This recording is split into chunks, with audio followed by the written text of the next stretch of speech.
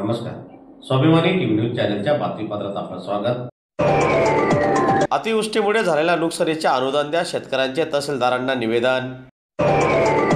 September 2025 मध्ये झालेल्या अतिवृष्टीमुळे धुळे तालुक्यातील शेतकऱ्यांच्या शेतीमालाचे मोठ्या प्रमाणात नुकसान झालेले आहे.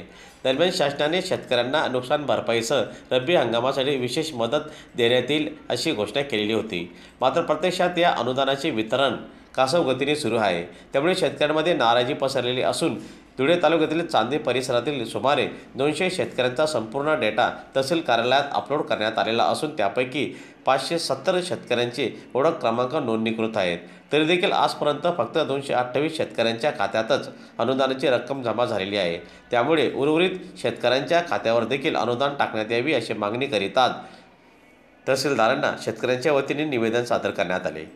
संपूर्ण धुळे तालुक्यात अतिवृष्टीमुळे शेतकऱ्यांचं प्रचंड प्रमाणात नुकसान झालेलं होतं आणि अशा हवालदिल झालेल्या शेतकरी अशा परिस्थितीत महाराष्ट्र राज्याचे फडणवीस सरकार हे सरकार शेतकऱ्यांचं सरकार असल्यामुळे शेतकऱ्यांना एक चांगल्या प्रकारची मदत सरकारने जाहीर केलेली आहे. या मदतीचं या मनापासून भारतीय जनता पार्टीचा पदाधिकारी म्हणून मी मनापासून या सरकारचा आभार मानतो. पण मदत जरी जाहीर झालेली असली तरी ती मदत अद्याप काही प्रमाणात शेतकऱ्यांच्या खात्यात अजून ती पोचत नाही आहे. दिरंगाईमुळे शेतकरी अजूनही त्या लाभापासून वंचित राहतोय.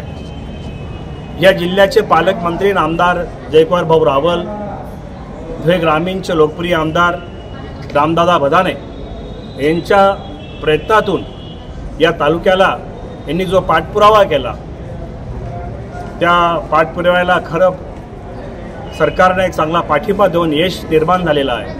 हे जरी असलं तरी आम्ही आज तहसीलदार साहेबांना विंचूर असेल, चांदा असेल, तरवाडा असेल, सिताना असेल, बोरकुंड असेल या संपूर्ण परिसरात एक चांगल्या प्रकारची मदत जरी जाहीर झाली असली तरी शेतकऱ्यांच्या थेट खात्यात अजून अनुदान हे मिळत नाही आहे, प्राप्त होत नाही आहे. म्हणून तहसीलदार साहेबांच्या आज हे लक्षात आणून दिलं की रब्बी हंगामासाठी शेतकरी आज रब्बी हंगामामुळे शेतकऱ्यांना पैसा हा नसल्यामुळे तात्काळ शेतकऱ्यांच्या खात्यामध्ये ही मदत जाहीर करावी.